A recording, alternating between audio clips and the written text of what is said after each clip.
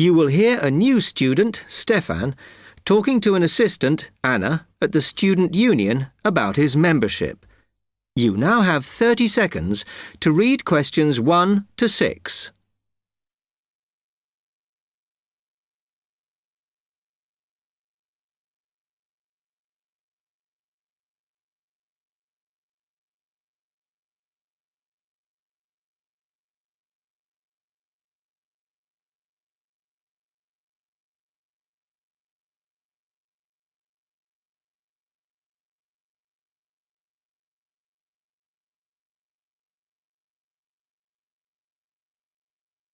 Hi, can I help you?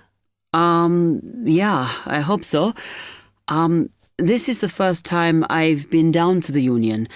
I'm a new international student, and I just wondered what to do. Oh, right. Well, normally we ask international students to fill out this form, and we put your details on the wall by reception. Then other students can contact you. It's a way for everybody to get to know each other. It can be a bit lonely otherwise. Oh, I see. What's your name? I'm Anna, by the way. It's Stefan Unger. OK, well, just write that there, next to name, and then fill in the rest. Right. What does it mean, degree program? Oh, just if you are an undergraduate or a postgraduate. Or maybe you're just here for a short course? I'm a postgraduate. Oh. Do I need to say what in? Not really. It's too much detail. But you should put your department so people who have the same interests or problems as you can get in touch. So I'm studying marine construction, so for department, do I put down the science faculty then? Just your actual department. That must be engineering, no? Oh, I see, yes. Then if you list what you like doing in your free time, not that we ever get any when we're studying, and maybe you can meet up with someone socially, or to join a club or something. Well, I like lots of things. Shall I just list them? My advice is to just put 1 or 2, like football and films or whatever. Otherwise, you'll get so many invitations, you won't get any time to work. Okay. I think I'll just list computer games, as that's my big interest. Oh. I haven't played football for ages. I may start to play once I get settled. Now, let's see. Next thing is languages. Yes, we find many of the international students get a bit tired of speaking English all the time. Sometimes they like to speak to someone in their own language. It's up to you. That is a good idea. I presume I don't need to put English down. Oh, no. I put Italian and French. I can only speak German, my mother tongue. OK, well, that's fine. Just put that. What does accommodation mean? Is that my address? We're trying to find similarities between people, and some people live in hall, some are in flats, some are in bedsits. So it helps if you say. I'm in hall, though I'd like to be in a flat, but that won't happen till the end of the first term. Put where you are now. You can always change it later. Then finally, just put your phone number. I haven't really got one. I haven't sorted out a mobile yet. Well, it's going to be difficult for people to contact you then, isn't it? Why don't you put the union one and we'll take messages for you? Okay. It's 02950 659 003. Have you got that? Yes. OK then. You now have 30 seconds to read questions 7 to 10.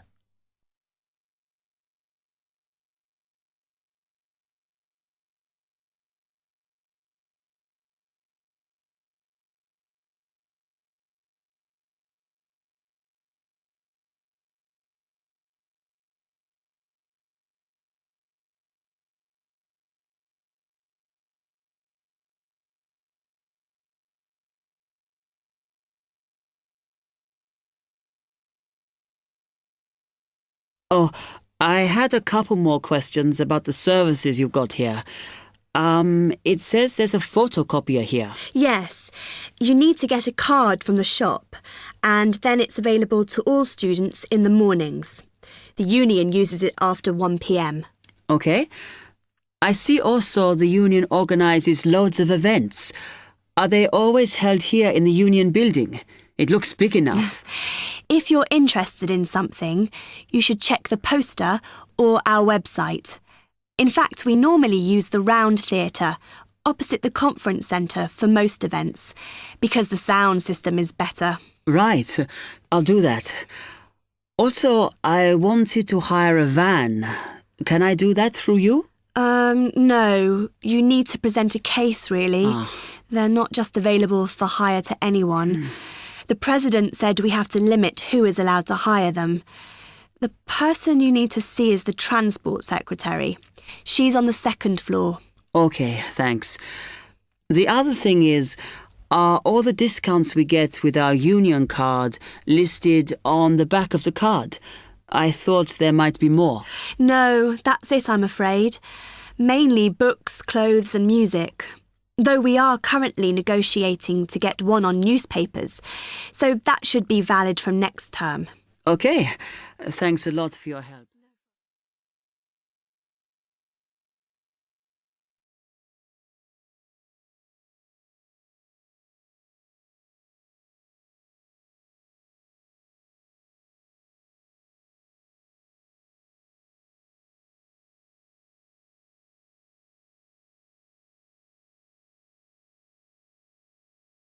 Section 2. You will hear a library assistant talking about the library she works in. You now have 30 seconds to read questions 11 to 15.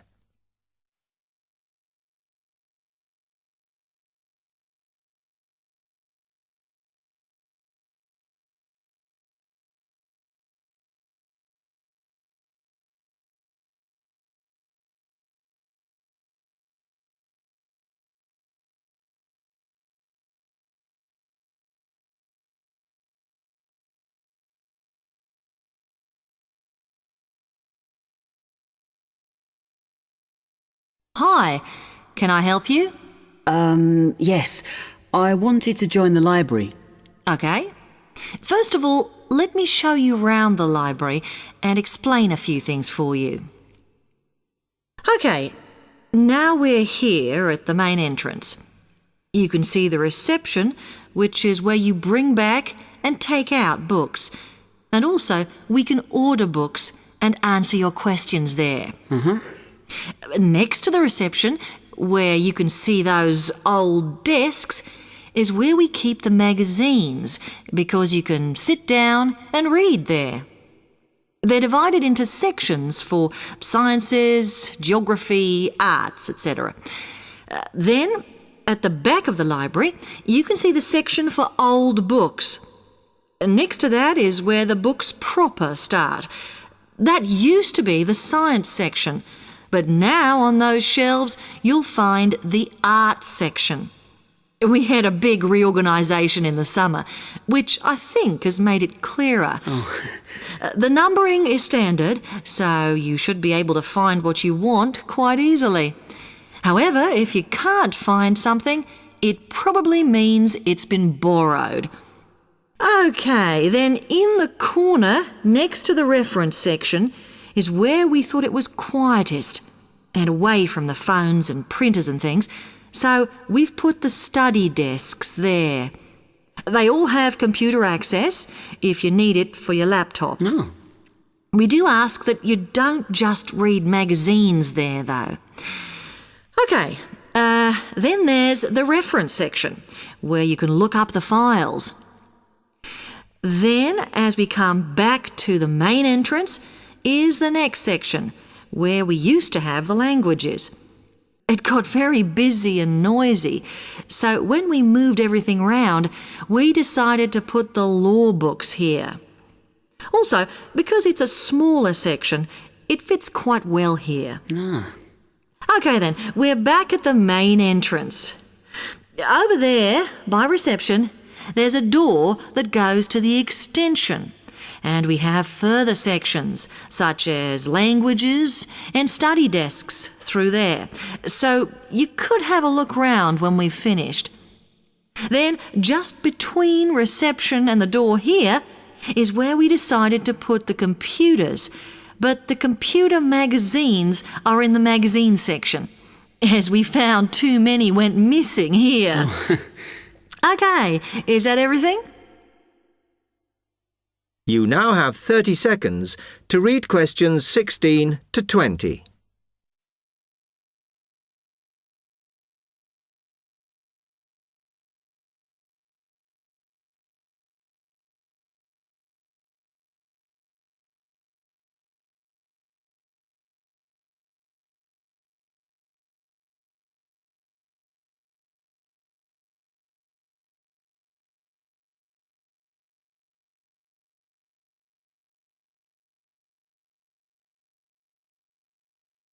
That's great, thanks. Can you just tell me a bit about borrowing and the rules and whatever? Of course. Over the last 2 months, we've been introducing a new system for this, and you can now take books out for 6 weeks. That's generally enough for most people. We usually get books back within 30 days. Of course, you may decide to renew the period.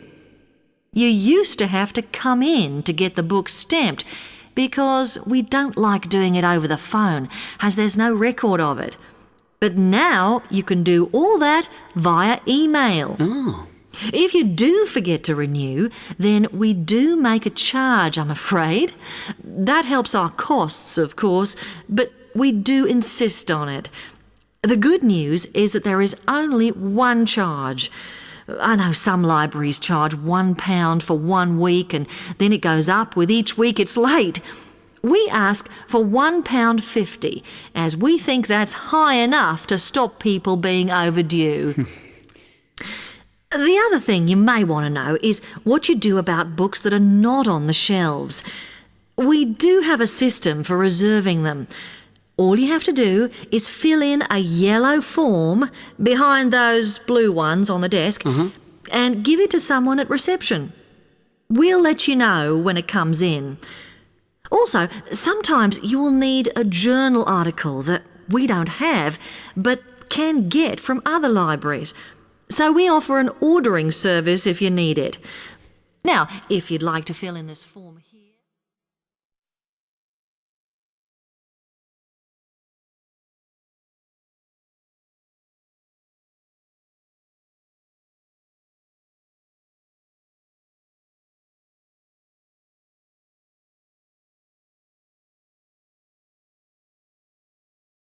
Section 3.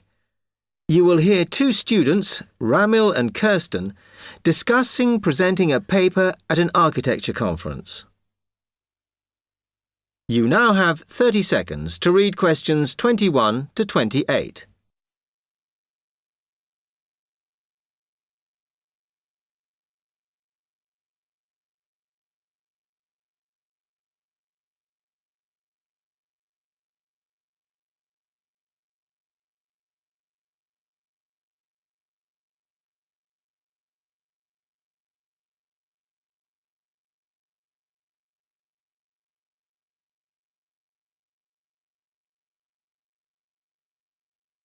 Hi, Kirsten.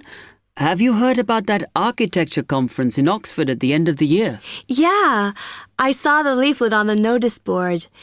As it's my final year, I ought to try giving a paper, but I've got no idea how to go about it. Oh, I think you should go for it.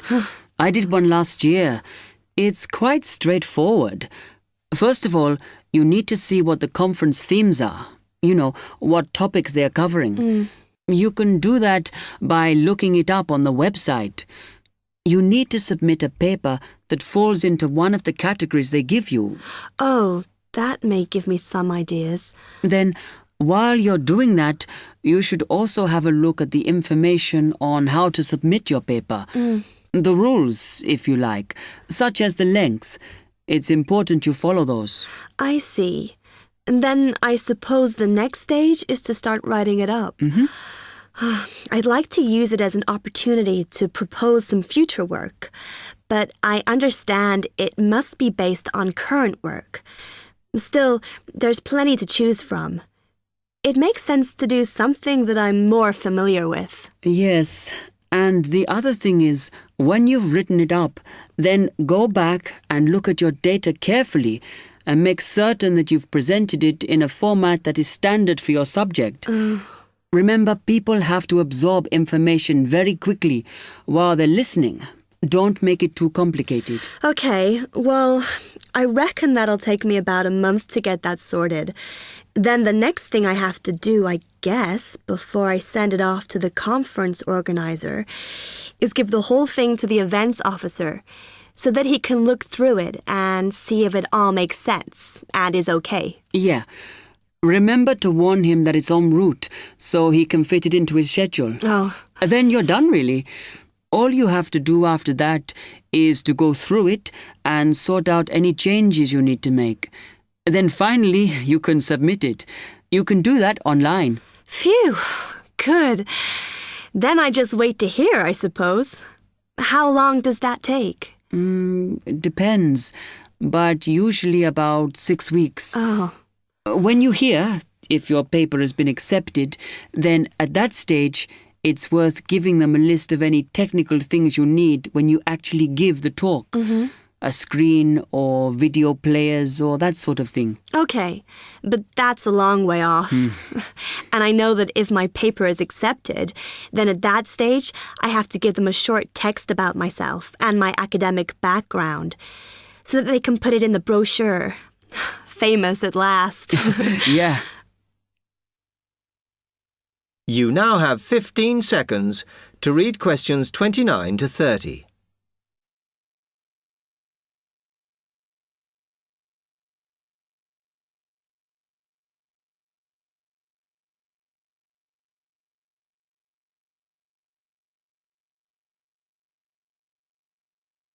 Right, well, I've got to get a couple of things sorted if I'm going to get this paper completed. Have you got enough data? Possibly. I'd like to reinforce some of it, though, so I thought I'd send out some more questionnaires. I was looking at that thesis that Angela wrote last year, and she said you need a sample of over 100 to be sure of your results. I think some of this year's postgraduates are doing some of the same stuff as you on buildings. Why don't you talk to them? I'll end up getting confused. It would be more useful for me to actually go out to that site by the rail bridge to see how they're building the new factory. Oh. I managed to get hold of Professor Barnett at London University, and he said I should go out and take pictures. I'm pretty busy, but I'll have to make time. Anyway, what about you? What are your plans?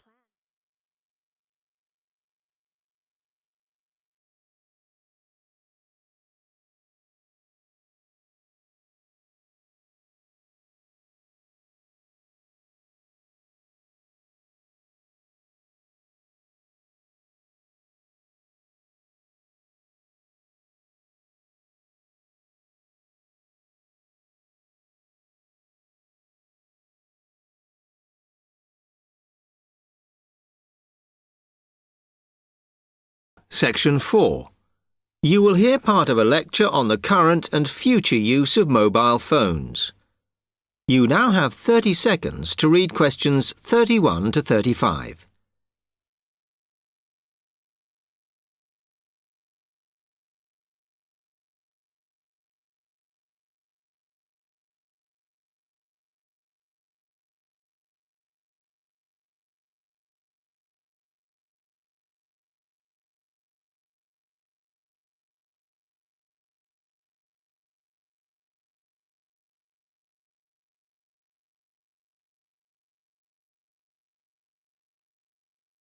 Okay, now today we're looking at changes in communication, and specifically changes that have just happened or are likely to happen in the next few years.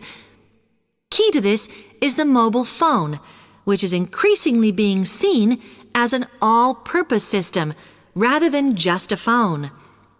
If you only use your phone for texting and making calls now, you will be amazed at how you'll be using it in the future. The technology has been developed for a range of other uses. For example, phones could be used so that if you are meeting someone and they get lost, you could send them a map of your location to help them. This will save all those complicated explanations over the phone and our poor friends or colleagues trying to drive and find out where they are at the same time. And if you get bored waiting, or if you're traveling, for example, you will soon be able to see TV news on your phone as it is actually being broadcast. This means that you won't have to miss any of your favorites if you were away for a few days. Most people have got used to texting now, and young people send pictures to each other. But what is exciting is the possibility of putting music with them before you send them. And it's not all frivolous. Phones are going to become even more critical in business and education. Some recent developments have a highly practical usage. So, for example, as lecturers, we will be able to send everybody a text to let them know if lectures have been canceled. And the new phones could have a further use in education, as well as business, as they will enable us to go to any destination, such as when we are doing a field trip, for instance, and from there to send data directly to a computer so that we can access it when we get home. This means we will no longer be limited by what the phone can store. You now have 30 seconds to read questions 36 to 40.